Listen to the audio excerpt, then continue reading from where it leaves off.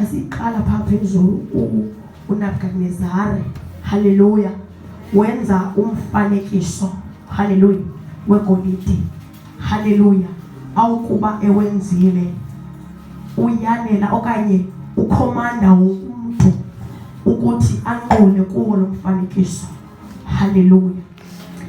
Uthi kwawuthi okutsho uhlobo oluthile lomculo, uthi wonke umuntu kumele aguqe kuwo lo mfanekiso, haleluya, Amen. ngenene uthe kusokwenzeka kanjalo ukhala umculo baguqa abantu kumfanekiso, haleluya.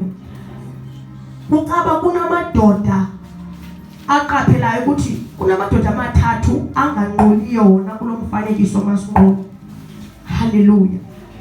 Ndiyabona la madoda kuwo yengeyo ingxaki into yoba amadoda anganqoli, but aqaphela nto yoba la madoda abekwe kwiiposition eziphezulu. So ayiqonda kakuhle ukuthi mala madoda efakwa kula mlilo athwe ukumkanye umuntu onganqolanga kumfanekiso wakhe uzawufakwa kuwo, bazawutsho bakwazi ukufumana, haleluya, eza position babekwe kuzo, haleluya. Amen. Ukumkani uthi makabizelwe la madoda, haleluya. Uthi makabizelwe la madoda, ayaya la madoda, uyabuza ukumkani ukuba yinyani na, haleluya.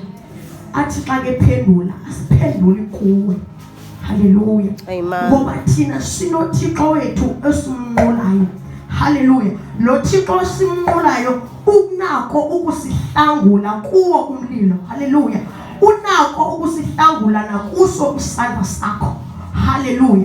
Uthi nokuba akasihlangulanga kodwa sobe singanqulanga kumfanekiso, haleluya.